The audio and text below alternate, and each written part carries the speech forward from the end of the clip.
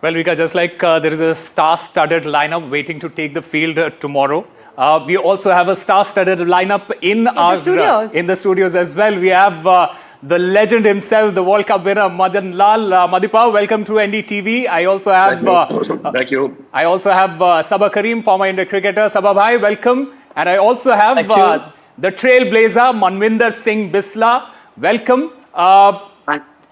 Gentlemen, first of all, let me go across to Madipa here. What did you make of that press conference today by Captain Gill? Was his attitude, as a leader, was it on point for you? Well, he looks very confident, and the other thing which is a very good news that the groundsmen are, prepare a wicket which is going to be belter, because normally the Headingley wickets, seems a lot, and another thing is this is a young team, and we have a lot of young talented cricketer in this team, and a lot of people are not giving them a chance, but I will give them a chance because we have the best bowling attack.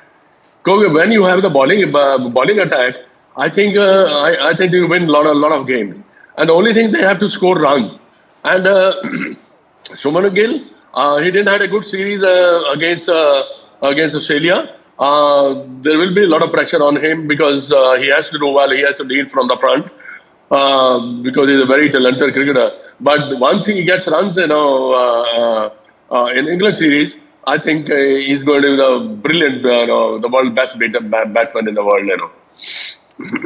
Sabah, I was listening to the press conference earlier in the day, and what I saw of Shubman Gill, the trailer, looked fascinating to me. He made quips like one British journalist asked him, what kind of style are you going to play? He said, wait till August to see what kind of style we are going to play in. Then he says that the reason we can be challenging is because we don't have baggage. What do you make of Shubman Gill, the preview that you saw today and leading into this test series? Well, Rika, it comes across as a very confident, as an ebullient young man, full of ideas, full of brimming with a lot of ideas. Looks very confident. Comes across as somebody who can get the side going. Has seen great players around him, so I'm sure that he has learned a lot from them. He obviously knows how to address press conferences such as the one you're talking about. So yes, I think one has to admit, Rika, that the selectors have shown this is a massive leap of faith in Shubman Gill. So now it is up to him to turn this into a career-defining moment, not only as a batter but also as a captain. So I think the onus is on Shubman Gill to deliver, and the only way he can do that is by scoring tons of runs, wherein lies the cue to earn respect from his teammates as well as from his adversaries. Manvinder, would you say that he is taking a leaf out of Virat Kohli's book, talking about his love for Test cricket? He was asked if he would love to win an IPL for his team or win a Test series in England. He said that the latter is what he would like to do, win a Test series in England, because if you are a good player, you play maximum 2 series in England. If you're an exceptional one, perhaps one of those best of your generation, then at the most 3. So clearly, that love for Test cricket is coming out from the previous generation. Do you think the same way? I feel it's a dream comes true kind of thing, kind of moment for every cricket player. Playing Test match for your country is nothing is bigger than that. Especially playing in England against good opposition, good challenging conditions. I think it's a blessing in disguise. Like, you want to play there, you want to score runs there. Because if you score runs there, everyone will regard you, especially in your team, in dressing room. Everyone will respect you. And Shubman, I think, has got all the aspects of his game to score big runs there. And let's think about this series only. No matter what, when the next series will come, we'll think about it. But I think he should start well, and he's batting at number 4. Personally, I would like him to bat at number 3, but he wants to bat at number 4. And I think he will be a very great series. There has raised a very important point about his batting position, that is batting at number 4. And I also, Sabah, you were mentioning about his stat as a batsman. it's important because what Shubman Gill's record against England, it's not very rosy. He's only played 3 matches there, scored 88 runs, and he has an average of 14.66. But at the same time, when you look at his overall overseas versus home record, he has played 17 matches, 4 centuries, more than 1,100 runs, at an average of 42.03 at home, while playing overseas, he's played 15 matches, 1 century, 716 runs at an average of 27.53. So what Manvinder was mentioning about him delivering as a batter as well, that becomes very, very important, isn't it? Yes, Osama. Shubman Gill also is quite well aware that to have longevity at the test level, you need to score runs in such countries like England and the other Sena countries. The other thing going for Shubman Gill is that everybody knows that he has got immense talent, immense potential. Now he has to do all the hard work in terms of preparation, in terms of mental awareness, in terms of batting according to the situation, so that he can get runs in these conditions. He also knows very well, having traveled to England before, that weather in England is always very capricious. So you have to balance your innings according to the conditions, and they may change drastically in an hour's time. So I think Shubman Gill, since he has already toured England before, is very well aware of that. He would also be cautious of the fact that the England pace bowling attack or the entire bowling unit will target Shubman Gill. And that's the way it is done in most of the Sena countries. The opposition always targets the captain. So Shubman Gill, if he's well prepared, if he does well, then I think it'll be a landmark in his career if he can get off to a good note. That is why, Osama, right at the beginning I said, for me, Shubman Gill would be well advised to focus primarily on his batting. If he can lead by example by scoring tons of runs right from the first test match, then I think it kind of gets the entire side together. Then the captaincy is not a burden at all. Then you can easily get into that groove of leading the side, because that's how you can earn respect. And I think that's what Shubman Gill should aim for. There is something about that batting order batting as well. At number 4, and I'm going to come to Madhipa. I would like Shubman Gill to bat number 3. I don't know why is he. I'm Okay. not. I hope that he changes his mind and bats at number 3, because he started his career as an opener. He came down to number 3 because he wanted to accommodate Yashasvi Jaiswal. That happened on the West Indies tour, I think a couple of years back or maybe a year ago. But why would you go down the order? Number 3 is the nicest spot for you. You go in at number 3 and lead the way. And I'm looking at KL Rahul coming to number 4, if you ask me. Right. Sabha, probably the suggestion came from Gautam Gambhir. That's what he said in the press conference. I'll move to Madhipa. Madhipa, Matthew Hayden had said that he has seen God who bats at number 4 for India. After that, there was a certain man who had the epithet of a goat. He batted at number 4 for India.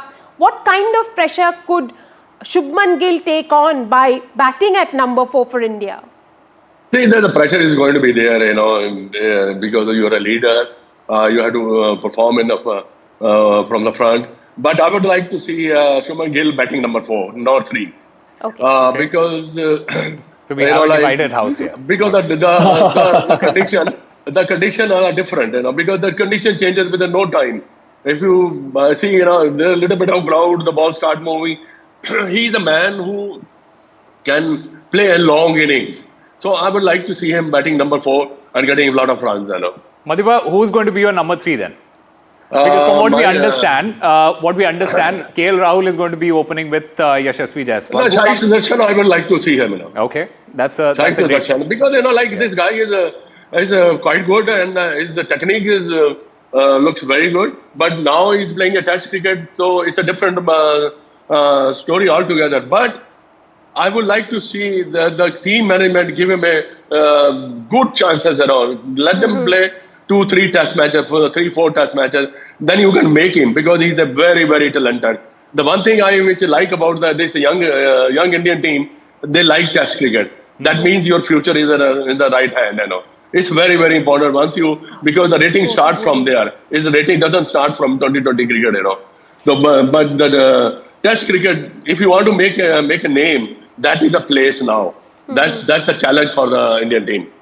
Manvinder, I would like to ask the same question. Who would you like to see at number 3 batting for India in this he's series. he has already said Shubman Gill, but in case Shubman Gill is not playing at number. Shubman has confirmed that he's going to bat at number 4. Pant is going to come in at number 5. Number 3 is someone they are going to decide after having a look at the wicket. According to you, who is the best suited to bat at number 3? I feel that from the early signs of this tour, India A2 especially, Karun Nair I think will be suited to bat at number 3. Okay. He has batted number 3 and got a double 100 there. And I think he has played in English conditions last year also, some county cricket. So he knew how to bat in these conditions and how to score runs. And he has got lots and lots of run in domestic cricket last year. If Shubman is batting at number 4, I think Karun Nair will be batting at number 3. Interesting. Madipa says Sai Sudarshan.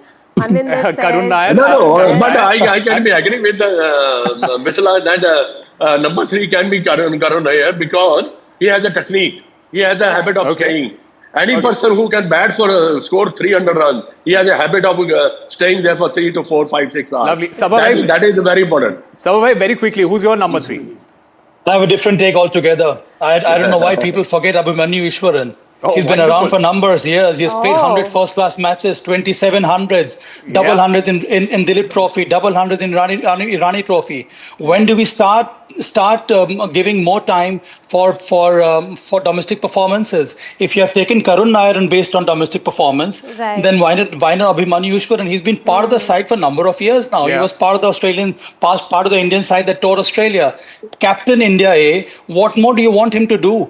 He's got a superb domestic track record. Well, why can't we try him out? That is something that can be said about Sarfaraz Khan as well. But yes, absolutely. I think we I think at times become very very judgmental based on recency of performances, mostly from IPL. I think one should always look at red ball cricket at the domestic level and then pick players from there or from India A. Lovely. Let's also talk about the bowlers and the bowling situation that we have. Absolutely. That's crucial to the series. That is very, very crucial. Who's going to take 20 wickets? Who's going to take 20 wickets? Madipa, who's going to take 20 wickets? We understand Bumrah is there, but he's not going to be playing all those matches. Who's going to take those 20 wickets? So the question really is, who's going to partner Jasprit Bumrah? See, they're going to take 20 wickets because we have the best bowling attack. Even, I'm just telling you, even if England has to score 250 runs in the last inning, Indian team will not let them get the runs, because we are a very good side. The Bumrah, I would like to play Pradesh Krishna because he's a high arm action. He digs the ball, and then Mohammad Siraj. And then there is a debate between Shardul Thakur and Reddy. But I think Reddy, he's done well in Australia. But I don't know how much bowling he's bowling. I am not sure about because in England you have to bowl a lot. Yeah. That's the thing. But I'm not sure.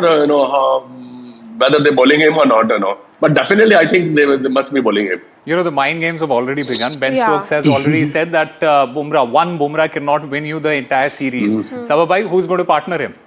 Siraj, Prasidh Krishna as the 3 main top quality pace bowlers. I'll have Nitish Reddy, and Madan is right. I would also like Nitish Reddy to be in a position to bowl at least 9 to 10 overs each day. That will offer enough cushion for your other pace bowlers to recover quickly and come back and be more effective. Over Shardul Thakur is what you're saying. Yes, and my spinner would be Kuldeep Yadav. I know Jadeja has done well, but I'm looking at my 4 wicket-taking options. And I think these 4 bowlers give me the best possible wicket-taking option. Kuldeep Yadav, many people do forget, against England in the home series was the highest wicket-taking spinner. He bagged 17 wickets in the home series against England. And all those test matches, they played on decent batting tracks. So I think the English batters are unable to pick Kuldeep Yadav at the point of release. That is why I'll go with Kuldeep Yadav and the 3 pace bowlers I've talked about.